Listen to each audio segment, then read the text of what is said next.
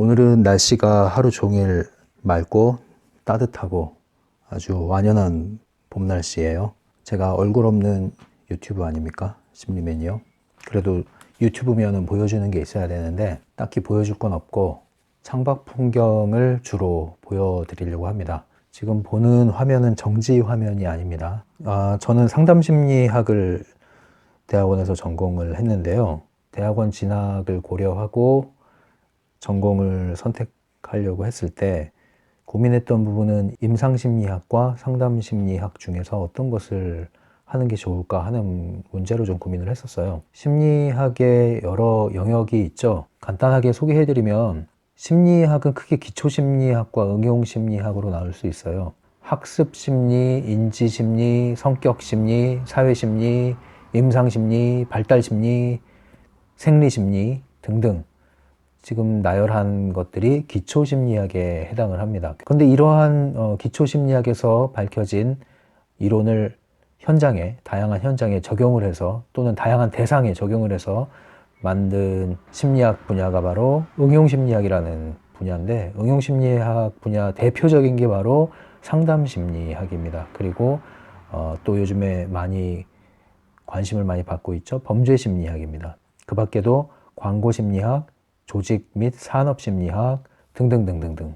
그래서 여러분들이 심리학을 한다고 했을 때 이 상담심리학을 가장 많이들 생각하시는 것 같아요. 심리학과 연관 지어서. 그런데 그렇지 않습니다. 기초심리학 분야로 전공을 살려서 대학원에 진학하는 경우도 많이 있거든요. 이제 대표적인 게 인지심리학이라고 할 수 있죠. 물론 사회심리학도 있는데 제가 굳이 인지심리학을 예로 드는 이유는 많은 분들이 심리학을 공부한다고 했을 때 상담심리학을 떠올리게 되고, 또 상담심리학을 떠올리게 됐을 때 어떤 분들은 특히나 기독교인 분들은 그 심리학이라는 학문 자체를 좀 터부시하는 경향이 있는 것 같아요. 근데 그게 왜 그러냐면 심령술로 오해하기 때문에 그래요. 심리학을 심령술로 오해하기 때문에. 그렇지 않거든요. 물론 상담심리학 분야로 들어가면 심리학 기반에서 좀 멀리 떠나 있는 뭐 영성 분야로 연결돼서 과학적인 심리학에서 좀 멀리 떠나 있는 그런 영역도 포함이 되긴 합니다. 상담심리학을 공부하다 보면. 심리학이라는 것은 상담심리학만 있는 것이 아니라 이런 기초심리학 분야도 있다. 특히 기초심리학 분야 중에서 인지심리학과 같은 분야는 굉장히 이론적인 부분이고 연구 중심이고요. 여러분들 요즘에는 많이 알려져 있잖아요. 뇌과학이라고 그러죠. 인공지능 등등을 만드는 데 있어서 이 인지심리학에 기여하는 부분이 상당 부분이 있습니다. 그렇기 때문에 여러분들이 이 심리학을 단지 심령술로 이해하는 것은 심리학에 대한 기본 이해가 잘못되어 있다. 그리고 그러한 잘못된 이해를 바탕으로 상담 분야를 또 이해하는 것 역시도 많은 오해가 있는 것이다. 이렇게 말씀드릴 수 있을 것 같아요. 다시 돌아와서 그러면 나는 상담심리학과 임상심리학 중에서 왜 상담심리학을 선택을 했을까? 그 당시에 임상심리와 상담심리의 차이를 저 역시도 분명하게 이해하지는 못했었어요. 제가 공부하던 학과의 교수님들 중에는 상담 전공을 하신 분은 안 계셨고요. 임상 전공을 하신 분이 상담 수업을 함께 했었거든요. 아무래도 그러다 보니까 그 교수님께서는 임상심리학 전공을 많이 권유를 하셨었는데, 제가 그래서 많이 알아봤죠. 아니면 많이 알아보고 또 제가 희망하는 대학원에 있는 교수님께 메일을 보내서 이 같은 고민도 한번 상담을 해보고 뭐 여러 경로로 알아봤습니다. 아주 실질적으로요. 그 결과 임상과 상담에 대한 이해를 어느 정도 할 수 있었고, 그래서 상담심리를 선택을 하게 됐어요. 상담심리학과 임상심리의 차이는, 임상심리학 하면은 여러분들은 심리평가, 심리검사를 좀 떠올리시면 돼요. 심리검사. 여기서 말하는 심리검사는 인터넷에 떠도는 심리 테스트 같은 걸 말하는 게 아니라 정식으로 표준화된 공인된 객관적으로 신뢰성이 높은 그러한 검사를 말하는 거예요.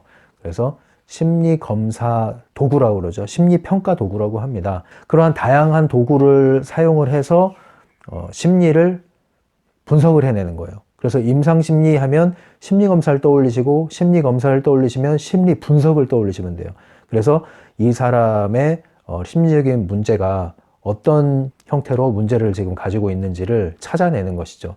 크게 말하면 정상이냐 비정상이냐 뭐 이런 얘기 있잖아요. 예, 이상이라고 합니다. 이상심리.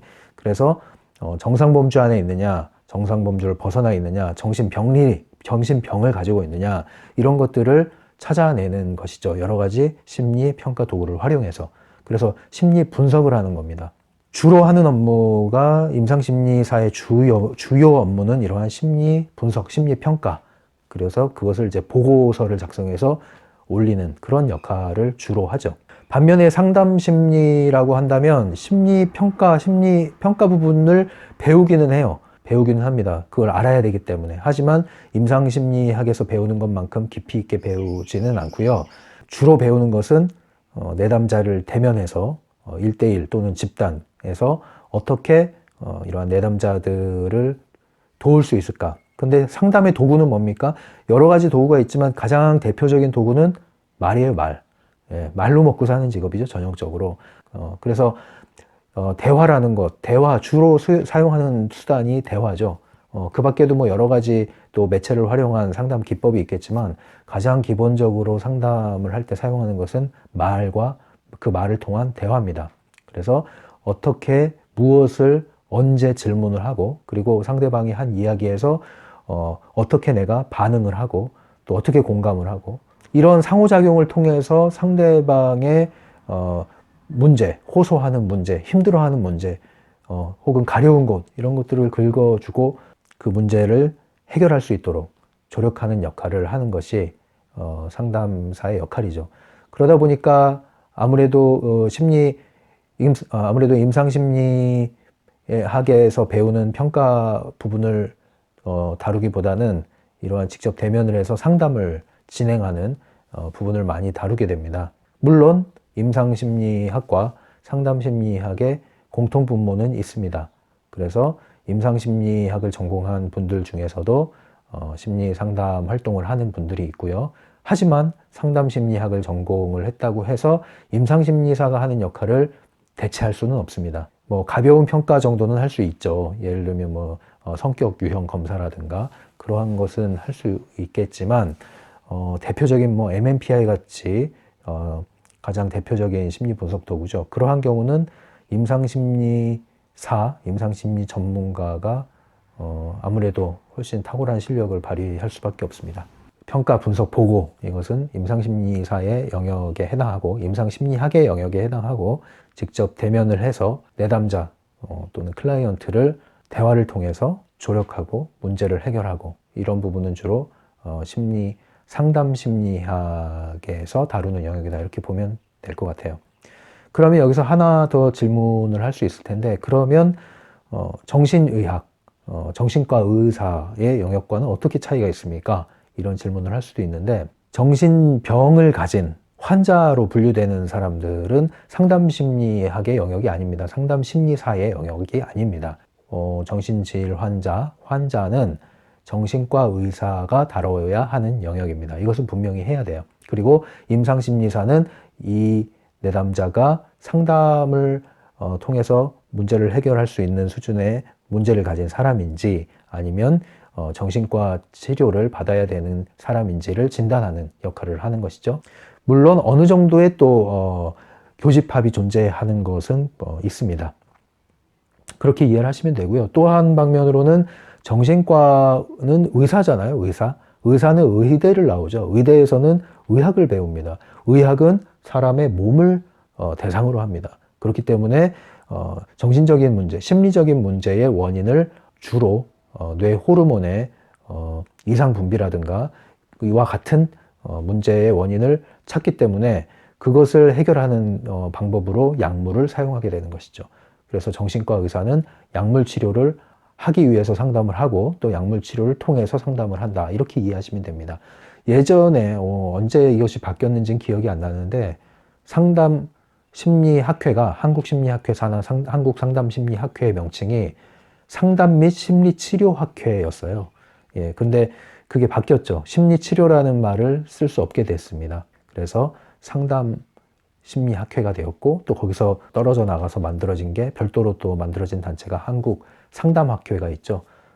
상담학회는 제가 기억하기로는 교육학 분야에서 상담을 전공한 분들이 주축이 돼서 만들어진 단체로 알고 있습니다. 나름대로 뭐 양대산맥이라고 할 수 있을 정도로 많이 규모가 커지고 공신력도 많이 높아진 학회죠. 그래서 여러분들이 정신질환을 가진 환자를 치료하고 싶다. 그러면 의사가 되셔야 돼요.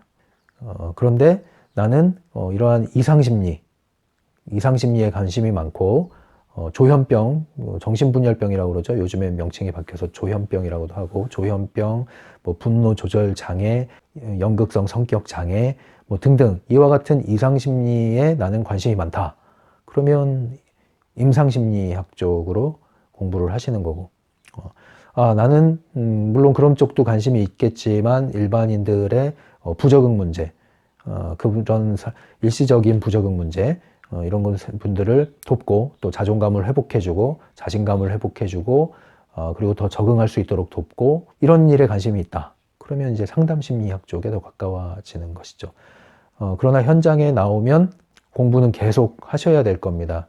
상담심리학을 전공한다고 해서 임상심리학의 영역을 전혀 모른다. 그러면 이제 상담하는 데 있어서 한계가 생길 수밖에 없고요. 약물에 대한 것을 상담심리사가 알 것까지야 없겠지만, 적어도 정상과 이상에 대한 이해를 어느 정도 하지 않으면 상담 현장에서 정신과에 가야 하는 내담자를 상담하다가 문제가 생기는 경우가 있을 수 있습니다. 그래서 그런 것들을 사전에 또 방지하기 위해서라도 임상심리사의 정밀한 심리평가가 필요한 것이기도 하고요.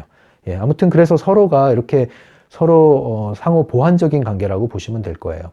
예, 인간의 심리적인 문제를 해결한다는 큰 목표는 동일하지만 어떻게 접근하고 이해하는가에 있어서는 차이가 있습니다. 심리학을 기반으로 한 상담심리학을 전공한 사람들은 인간의 정신적인 문제, 심리적인 문제, 마음의 문제를 이런 사고체계에서 주로 찾는다면, 인간관계와 사고체계에서 주로 찾는다면, 정신의학에서는 주로 이런 생리적인 문제, 뇌 호르몬의 문제 등으로 찾기 때문에 접근 방법도 다소 차이가 있다. 그러나 어느 것이 옳고 어느 것이 틀리다라고 단정적으로 말할 수는 없다. 예, 그렇기 때문에 상담심리사와 임상심리사와 정신과 의사와 모든 이러한 인간의 정신 멘탈 서비스에 관여하는 분들이 서로 협업을 하는 그러한 마음가짐과 그런 모습이 필요하다. 이렇게 말씀드리고 싶어요. 왜냐하면 때로 제가 예전에 경험한 바로는 임상심리학을 공부한 분들이 공부를 굉장히 많이 하는데도 불구하고 실제 현장에서는 치료 권한은 없고, 그리고 상담을 하는 것도 아니고, 이러한 심리평가에 매달리다 보면 굉장히 반복되고 지루한 일인데, 그렇게 열심히 공부해서 내가 이런 일을 하는가라는 회의감도 좀 든다라는 얘기를 들은 적도 있어요. 그래서 어떤 분들은 이런 정신과에서 심리평가 업무를 하다가 현장으로 나와서 심리상담을 하는 분들도 있는 것으로 알고 있습니다. 댓글과 좋아요, 그리고 화면 오른쪽 하단에 구독 버튼을 통해서 구독을 눌러주시면 고맙겠습니다. 그럼 다음 시간에 또 만나요.